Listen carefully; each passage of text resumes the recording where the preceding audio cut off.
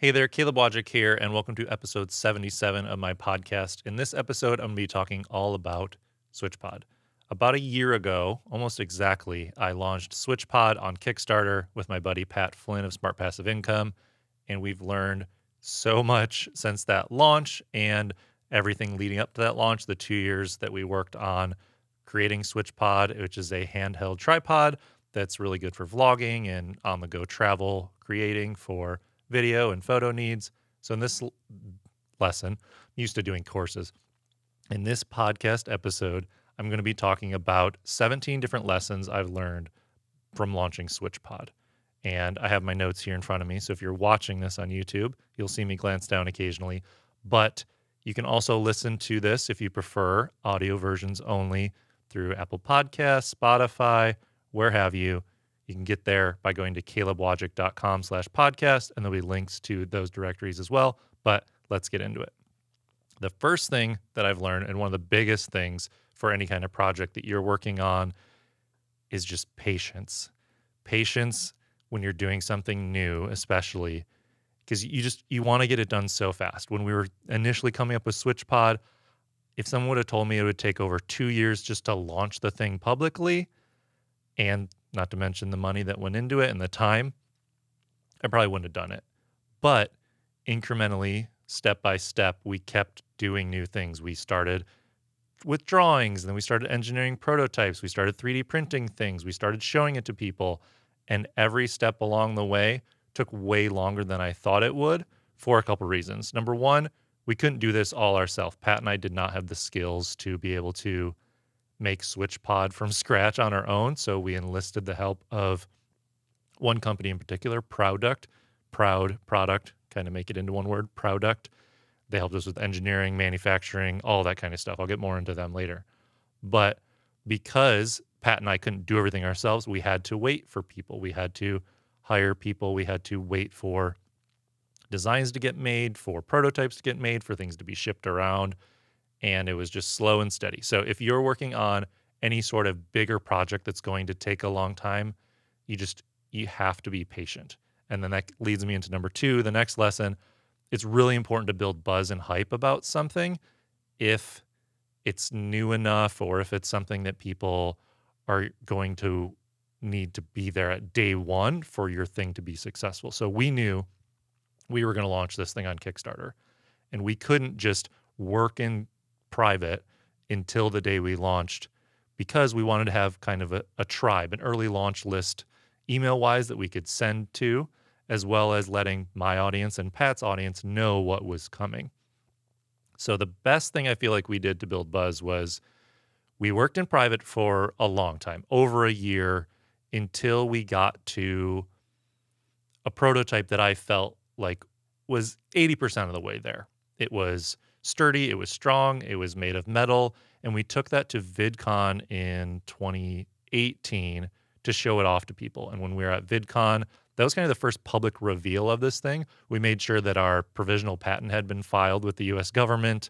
We made sure we had trademarks on the name and things like that. But showing it in person that very first time started to build the buzz. We had business cards made before we even had a logo of just like, hey, go to switchpod.co and put in your email and we'll let you know when this thing comes out. When we were showing it to people, I was able to show it to friends and get feedback. And we had one metal one and two kind of plastic injection molded ones that were kind of a little flimsy, but are much lighter weight. And we had different people walking around VidCon with those. And that was kind of our first public display of SwitchPod. And it enabled us to kind of build some hype. It enabled us also to be re-energized by showing it to people in person and getting their feedback, getting their opinions on what we should charge and everything like that. And so from there at VidCon to other conferences I went to that summer and fall through Craft and Commerce and eventually to Vid Summit 2018, which was our second time there. We kind of came up with the idea standing next to each other, Pat and I, at VidCon 2017. So at Vid Summit 2017. So at Vid Summit 2018, we had a next iteration. So we went from the silver metal version of SwitchPod that we had down to a black version that was even smaller, partially because of some of the feedback people had given us, specifically people like Armando from Mondo Bites. He was like, definitely get this thing smaller. It's a little bit too big. And when we showed it to Casey Neistat at Craft and Commerce, the ConvertKit conference, shortly after VidCon in 2018, that summer, he said he wanted it to be smaller as well. So Casey, you influenced it very much so. You also said you wanted it to be black. And so the next one is black and smaller. So anyway, at VidSummit 2018, we continued to build the buzz. And originally, that's when we wanted to launch. It was exactly 1 year from inception, I guess you would say, from having the idea. We thought it'd be fun to launch that very first day at VidSummit 2018 to be like, hey, last year we had this idea. This year we have a product. It's on Kickstarter. Go buy it. And as we basically led up to that point, which was October 2018, I was in Ireland for pretty much the whole month of September. And towards the end of that trip, it was probably 2 weeks until VidSummit. And I was just thinking through all the things that needed to be done before launching it on Kickstarter. I'm talking imagery, I'm talking Kickstarter video, I'm talking all the copy on the page, getting it into the hands of other people to have them make videos on the launch day, all that stuff. It was just too much. And so we decided to push back the launch. We didn't have a set date yet. We just knew it was going to probably launch around January, February of the next year. But going back to that patience from my first lesson, it paid off for sure because we got to show it to so many people there, build the buzz, build the list a little more. And we got to show it to Peter McKinnon, and he ended up making a video on the first day of our Kickstarter campaign. So that's a whole nother story that maybe I'll get into here in a little bit when I start talking about influencers with lesson number 5. But building the buzz and the hype, being patient, and then just kind of waiting until you're 90% ready. That would be my third lesson. You're never going to have all the I's dotted, all the T's crossed, everything as ready as you want it to be. And personally, I'm a big perfectionist. I spend too much time on that last 10%, that last 1% of a video I put out, or even an email I'm writing, or organizing my house, what have you. Things have to be in the right spot. They have to do the right things. Something can't be one frame too early on a cut on a video that I'm doing. But for launching something like this, where it is a pre-launch, it was a Kickstarter campaign, we were raising funds, we had to launch before we were totally ready. So at the time of launch, we had what I would say final prototype. But even after launching on Kickstarter to when we actually shipped SwitchPods from the factory, we still made changes. We still made small little changes based on feedback, based on quality issues, changing strengths of magnets or rubber on the feet or the finish on the paint. And a lot of things just changed through going from making one-off prototypes to making thousands of them in a factory. Those things change as well. But we were as ready as we could be in that moment. So that meant having all the imagery, having a Kickstarter video, having some friends do videos on the first day, having things in place for Pat and I to share it with our audiences.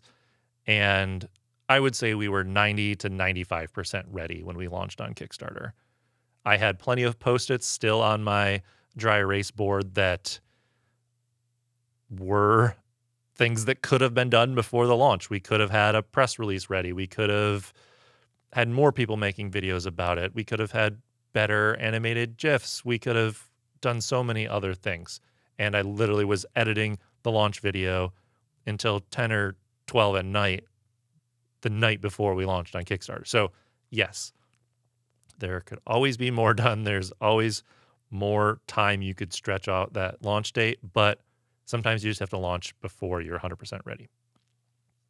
My fourth lesson would be not to just network, but to make friends. So I've been going to conferences where there are other entrepreneurs, other video creators, and that sort of thing for 8-9 years now, basically since I started blogging at pocketchange.com. If anyone's been following me that long, since 2011, I've been going to conferences to meet people, meet entrepreneurs, meet people that ran their own businesses, started startups, ran YouTube channels, had their own podcasts, all that kind of stuff.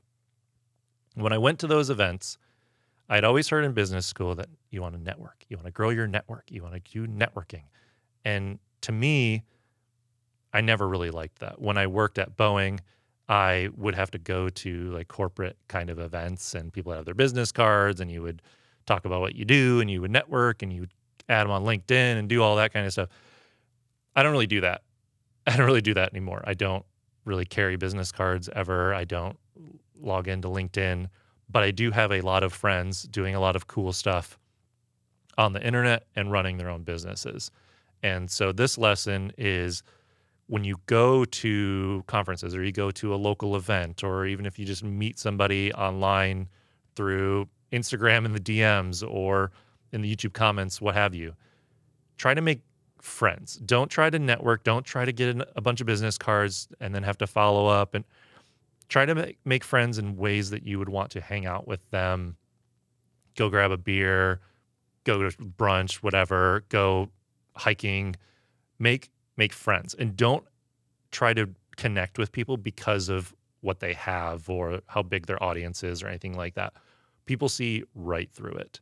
And also, don't try to force friendships with people that you don't really connect with. You might just not vibe with someone. You may have nothing in common with them, but eventually you will find people that are interested in the things you're interested in and potentially become friends with you. And this now relates back to SwitchPod, because during the Kickstarter launch, we had friends of ours, and I don't use that word lightly, genuine friends of mine and Pat's, make videos about SwitchPod and share them publicly on their channel with a link to the Kickstarter campaign. On launch day, the two videos we had go out were Dave Altizer from Kinotika and Levi Allen. And those guys are friends of mine. I've hired Levi to help me with shoots. We've stayed in touch through the YouTube stuff that we do together. Dave I had met at conferences like NAB and VidCon, and he was one of the first people to see the SwitchPod at VidCon and throw his 1DC on top of it and check it out. So making actual friends that get behind what it is you're making, that enabled us during the Kickstarter campaign to share on their channels authentically about SwitchPod, not just a, hey, I'm affiliate, or hey, use my link, like just as a kind of influencer connection, but more as a friend connection, as a, hey, I actually really care about this thing. I actually know the people that invented it. They gave me early access to check it out, and I gave them feedback. And that goes into number 5, which is be careful with influencers, because you can make friends with people that have huge audiences, but know that as people have bigger audiences online, they get approached all the time. All the time. I only have like 40-some thousand subscribers on YouTube, not that many. I get emails all the time from companies that want to send me a microphone or send me a light or what have you. But I ignore most of them because I don't know who they are. I haven't met them before. I haven't made friends with them. I haven't used their stuff before. So I don't just accept whatever sent to me and then make videos about it so I can increase my affiliate income. I make videos about the gear and equipment that I like using, that I've tested before, that I've seen at NAB, or I've met the people that design the lights, or Andrew at Deity, or, people at Aperture, and the smaller companies, at least, you can kind of get to know them that way. So as an influencer, which I don't know if I'm an influencer, I guess I influence people to buy stuff on Amazon and I make money that way. So sure, I'm an influencer. They get approached all the time, so they can see right through the bull. They have a bull meter, like a bullshit meter, that's off the charts, because if you approach them and then you kind of hand them the thing that you're working on, they can tell whether or not you're trying to just get something out of them. If you're just trying to get that exposure, if you're just trying to get a quote from them, you're just trying to take a picture with them and say, hey, this person approves of this thing that I made. All that to say, we were very careful with 2 people in particular that we got to interact with and show SwitchPod to before we launched on Kickstarter. One I mentioned already, Casey Neistat. We showed it to him for about 5 minutes at a kind of VIP dinner thing at the ConvertKit conference because Pat was a speaker and I'm friends with people that started ConvertKit and I was filming the event, so I was there as well. And Nathan Barry, who started ConvertKit and runs it, he said to Casey, he's like, hey, you should go check out what these guys made. It's called SwitchPod. And so we had one with us there. We showed it to him for 5 minutes or so, and we filmed him. You know, he actually hit record on the camera, I think, to kind of like use it, and he knew it was recording. He's like, this is Casey testing the SwitchPod. So I have video footage of that. We've never used it. That was over a year and a half ago at this point, and I've never wanted to abuse that relationship, abuse the time that I got to spend with Casey and getting his feedback on this thing we've made. We've also tried to get him a SwitchPod, a finished one. We tried to get him one right before the Kickstarter campaign, and it kind of fell through. We tried to get him one when we were in New York. That kind of fell through. And to this day, I still don't know if he has held a SwitchPod since we showed it to him. I don't know if you ever see him using one. Let me know. So we've been very careful about that interaction and that relationship because we don't want to tarnish it. We know that it'd be so easy to take advantage of that footage that we have of Casey saying, hey, this is Casey testing this SwitchPod. But we haven't shared it. Same thing with Peter McKinnon when we showed him the SwitchPod at Vid Summit, and we had some footage of that, and we chose not to use it. We talked to them. We're like, we're not going to use this footage. Sorry if it came off weird that we were filming or something like that. But, you know, we wanted to make sure that we were very careful with influencers because I feel like they get taken advantage of all the time because people want to just reach their audience or use them, and we did not want to do that. That was a long lesson. Okay, number 6, double down on what's working. So for us during the Kickstarter campaign, we doubled down on our friends and people with audiences sharing SwitchPod. So I would reach out to people that I hadn't really had a connection with before, or maybe it was a soft connection. We'd met at NAB or we had tweeted each other or something like that. Someone like Armando or Jevin Dovey, those people made videos pretty early. I drove up to LA. We filmed with them. They got to test out SwitchPod, be early affiliates for the Kickstarter campaign, things like that. And we knew that the videos by Levi and Dave, and then obviously Peter making a video on launch day, those drove a lot of sales. And we could see that through the affiliate tracking system that we used called Kickbooster. So we knew that was working. And we knew a lot of other things were not working. We tried traditional PR where we hired somebody to do a press release. It gets put on hundreds and thousands of websites. That didn't really lead to much because nobody goes to those websites and reads press releases.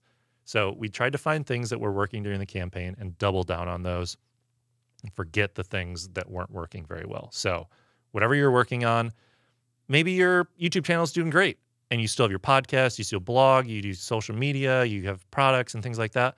And those things don't get any traction. Double down on what's working. Someone specifically I know that this is something he did for sure was Matt Diavella. Matt Diavella had a weekly podcast that he would record, 3 camera angles. He'd set it up, tear it down in his house all the time, and he was posting them all on YouTube. And those did not get the amount of views that the more highly produced talking head style cinematic B-roll videos got for him.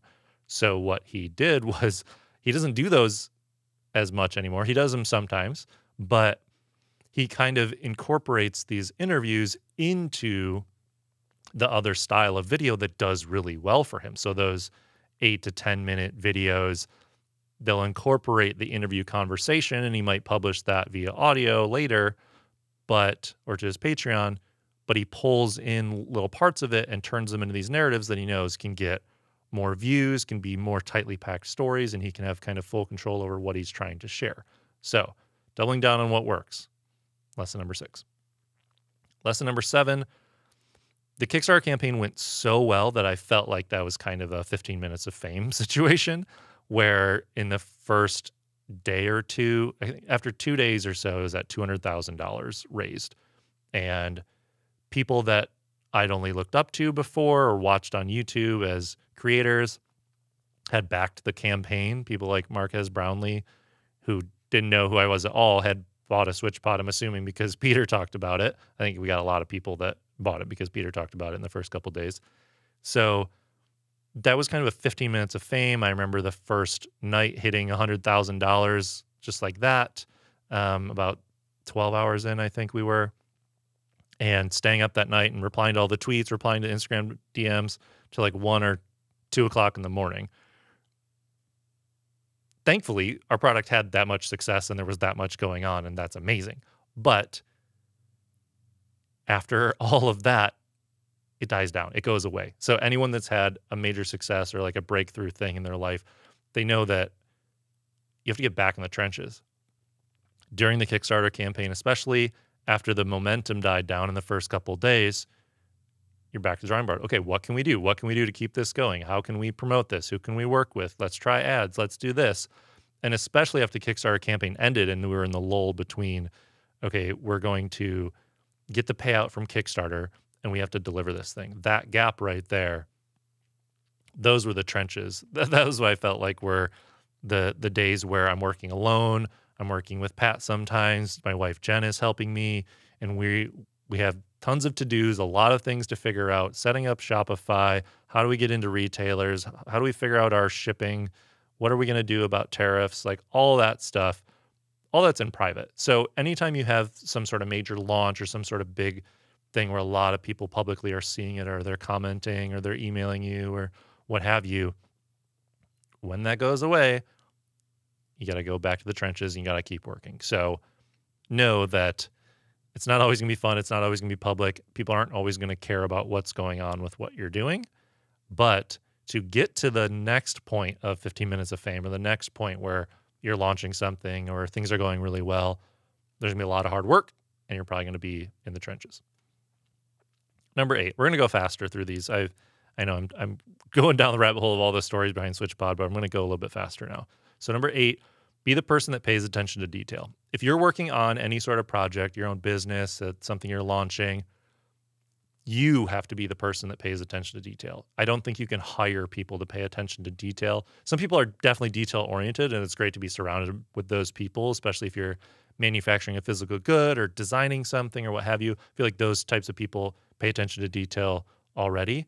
But if this is your product, your thing, you need to be the person that's always making sure that everything is in place, everything's perfect, and that nothing falls through the cracks. So when hiring another company, when working with third-party vendors, maybe you need to do the project management. Maybe you need to stay on top of deadlines and ask people for things. And you can't kind of let things just slide and end up being delayed too long because you are the person that cares about this thing the most. If it's your business, your product, your project, you are the person that's going to care the most. And sometimes other people are just there to help you along the way. So you might be the person that you pass the ball to them occasionally, but sometimes you need to just take the game over and you need to score to win. I don't know if that basketball analogy works at all, but I went with it. Number 9, a constant inventory battle is something that I've learned is what you have to do when you have a physical product. I'm not sure how this relates to digital products. You can just kind of make as many as you want. But one thing that we've started to learn with SwitchPod is how you ramp up in a product business is you need inventory to sell to make money, but to buy inventory, you need money. And so you have to balance this thing between, okay, how much money do we have? Can we place an order for inventory, but don't do it too soon because we have enough inventory right now, but we don't want to run out of inventory because of the lead times to get the product made.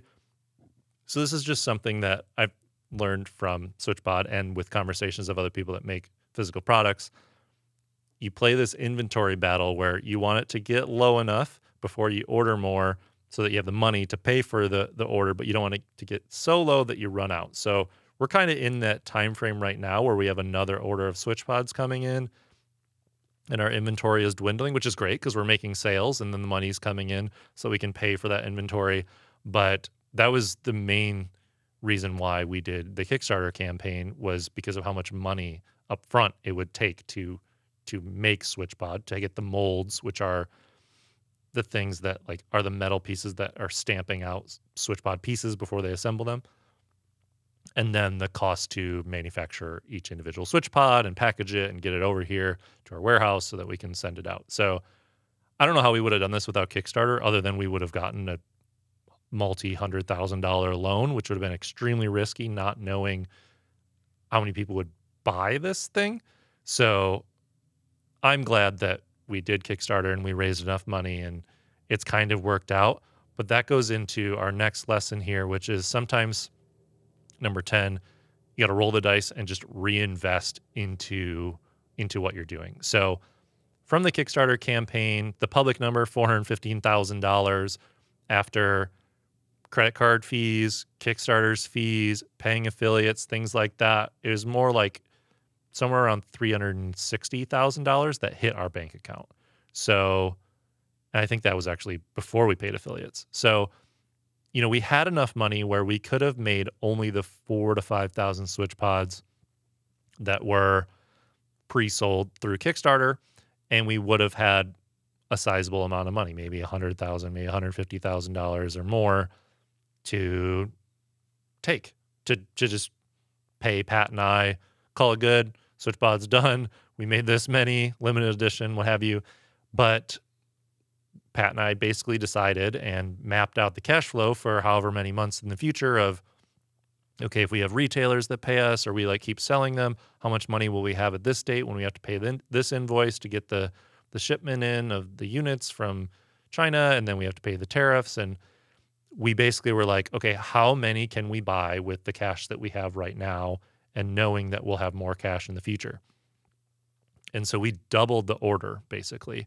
So instead of doing 5,000, which would have covered the Kickstarter campaign and then had, I don't know, 5 or so 100 units, we made 10,000. And then we partnered with VidSum and made another 1,500. So we basically rolled the dice, took all the money that we made from Kickstarter, put it right back into inventory. And thankfully, because we continue to make sales and we've sold another 4,000 or so. I'm trying to do the math in my head here as I'm talking to you.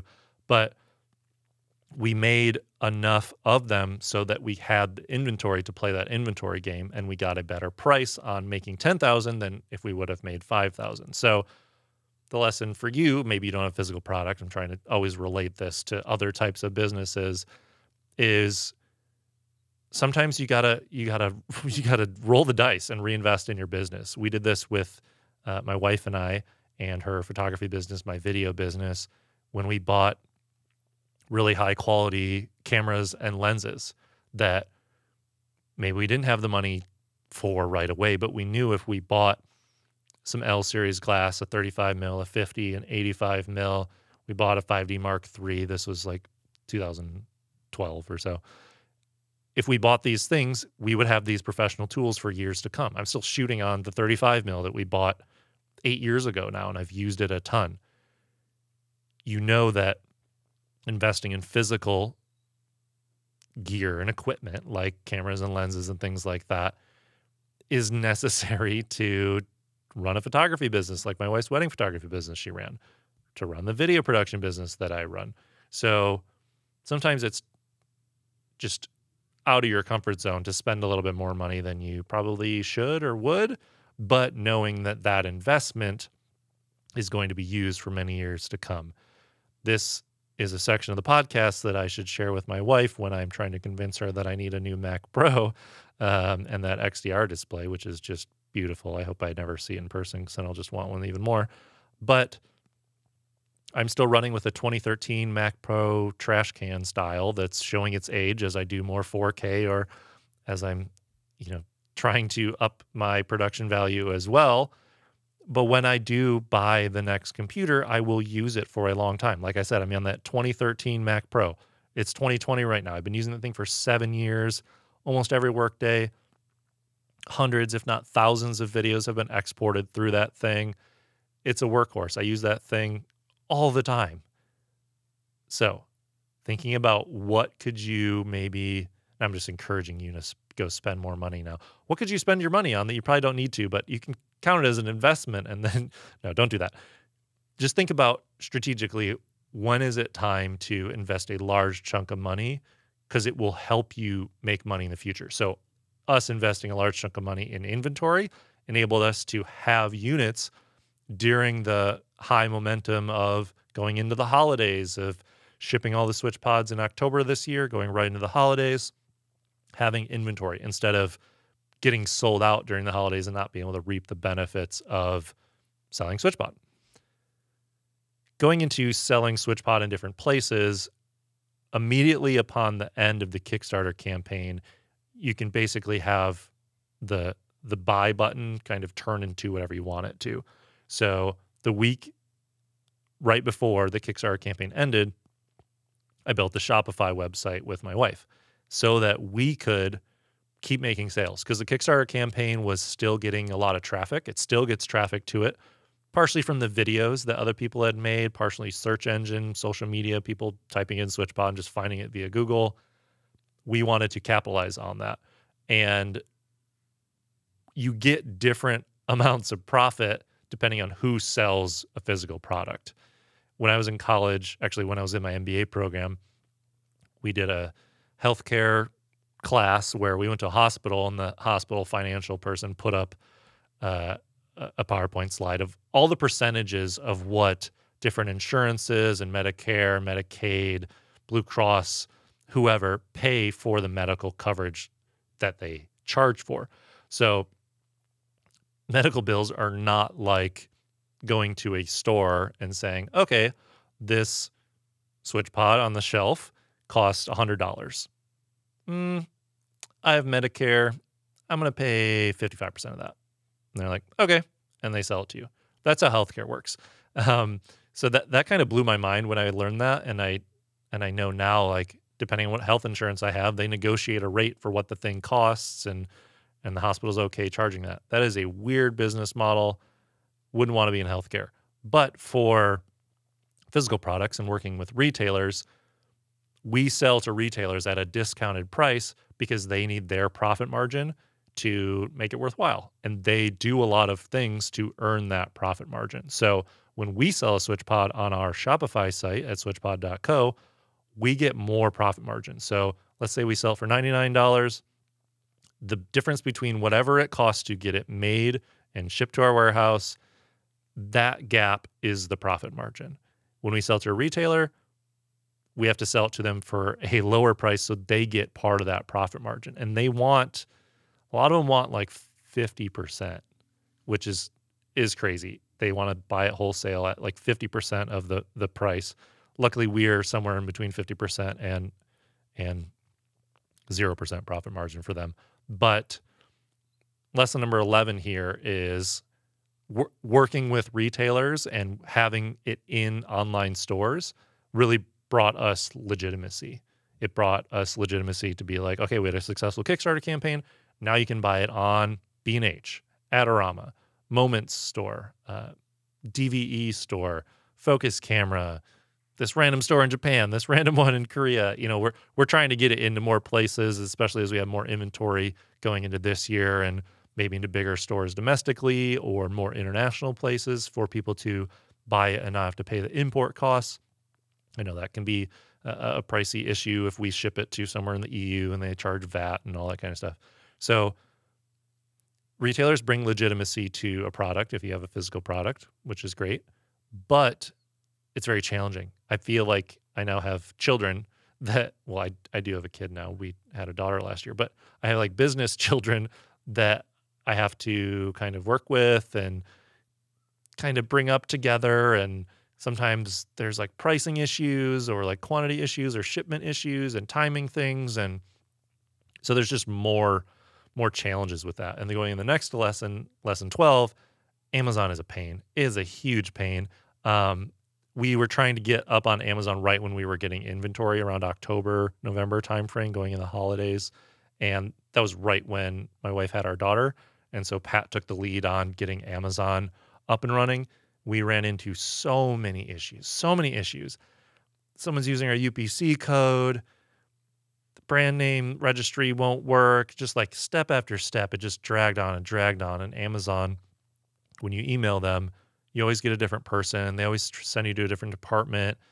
Luckily, we worked with Greg from Jungle Scout to actually help us do things that, because he had connections, wouldn't enable us to do. But this goes to like making friends and growing your network, quote unquote, to get help with things. And so Amazon is a huge pain, but we're up there now. We're making sales. We are shipping SwitchPods to them to put in inventory and fulfill by Amazon. And then we ship them ourselves if that runs out of stock. And so it is a place that we kind of need to be.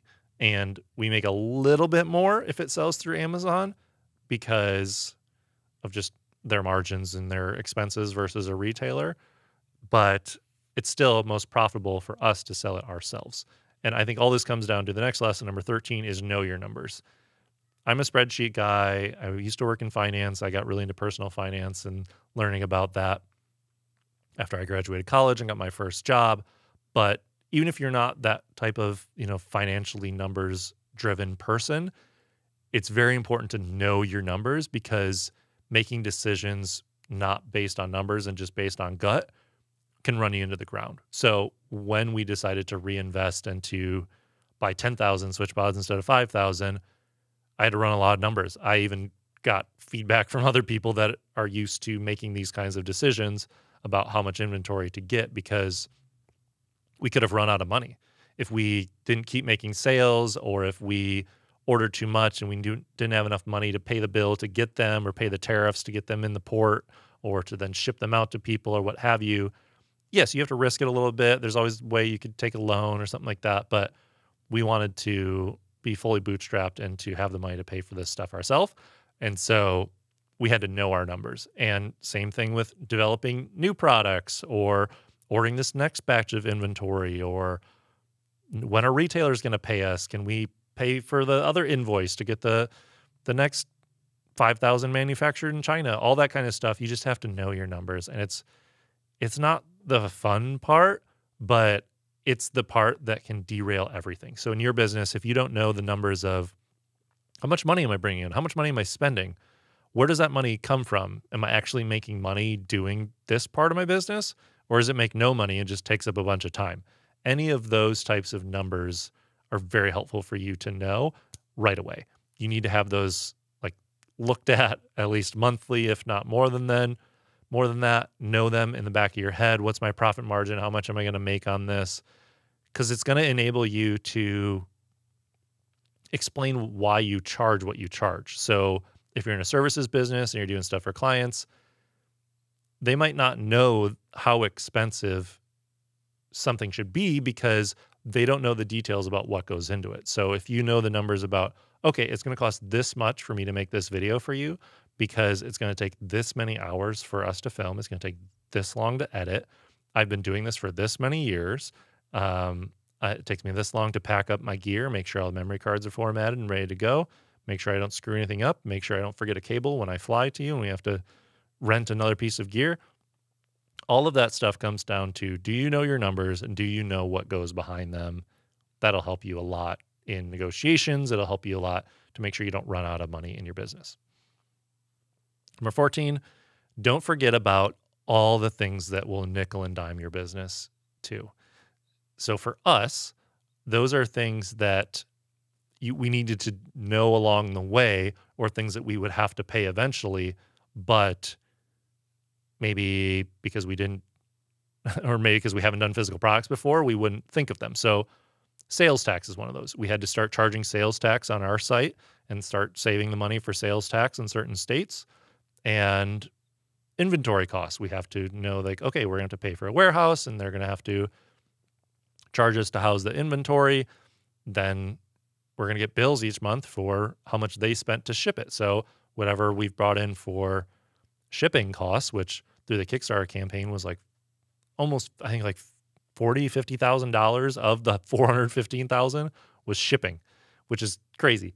So if we didn't set aside money for that or have money coming in to pay for that, we could have been blindsided by a $50,000 invoice to ship out SwitchPods all over the world for 4,000, 4,500 different people around the world.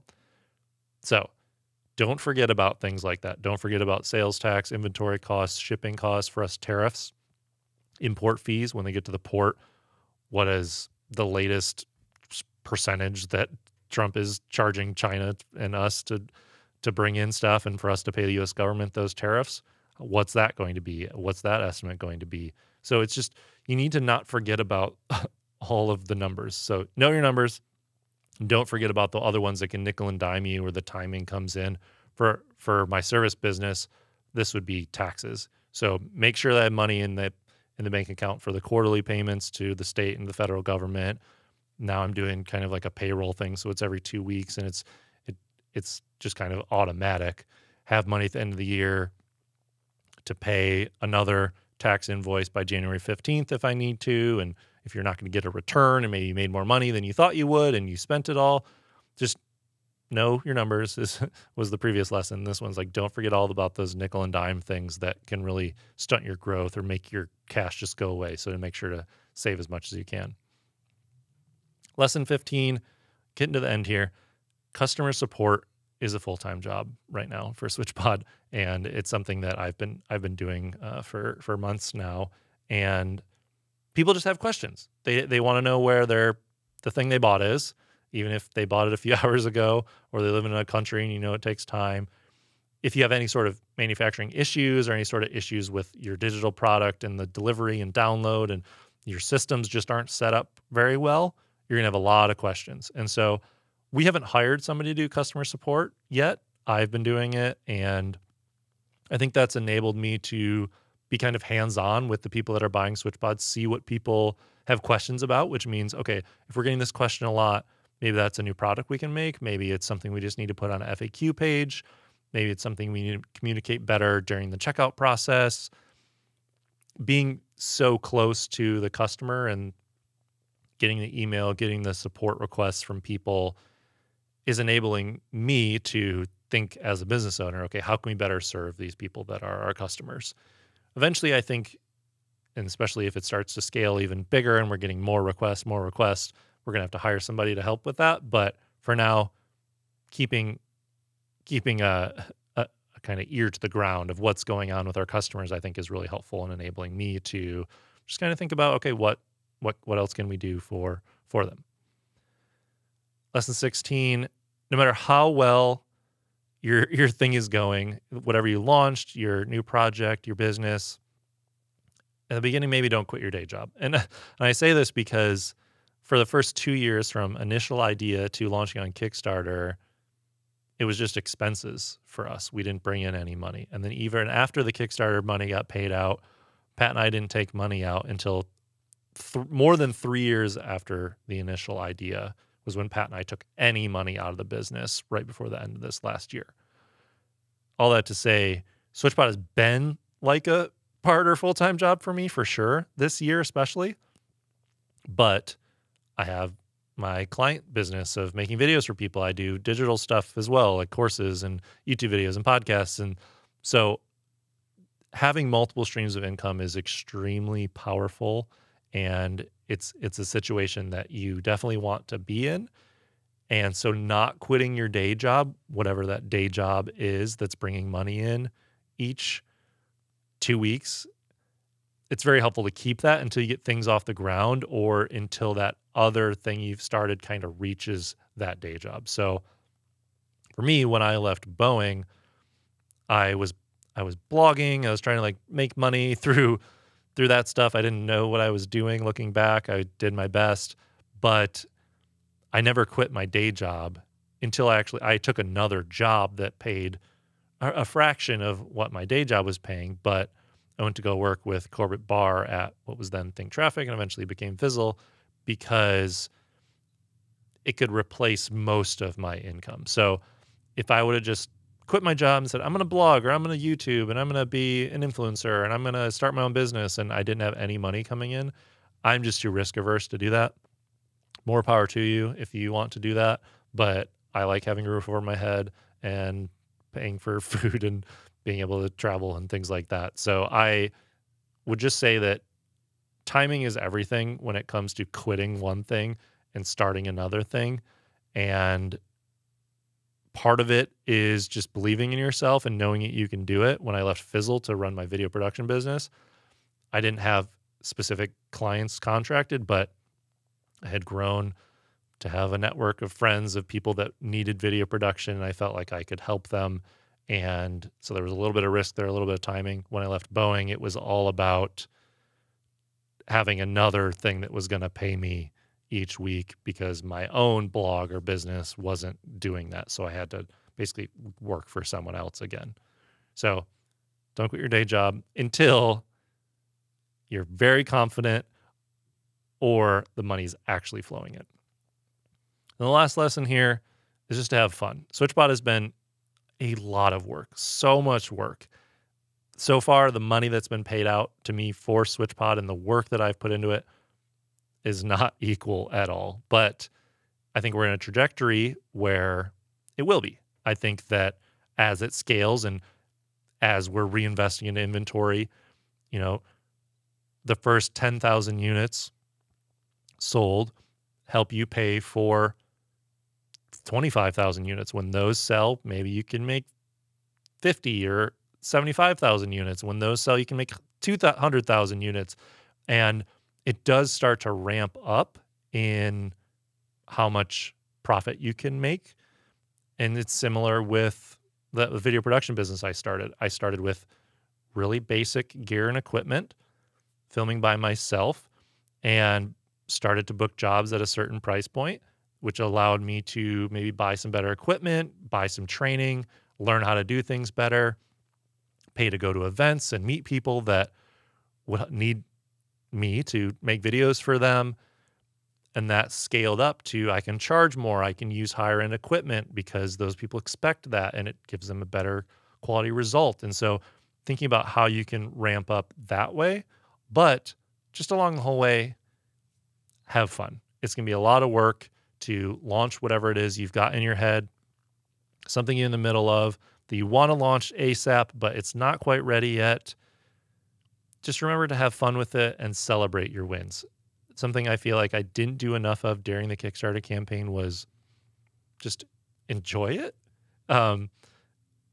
Occasionally I would like take breaks or go for walks, or because it was kind of surreal to see the public number just continue to rise, and friends from growing up would like text me and be like, "Oh, I'm so happy for you." And like, I was like, I haven't talked to you in like 7 or 8 years, but thank you. And thanks for getting a SwitchPod and stuff like that.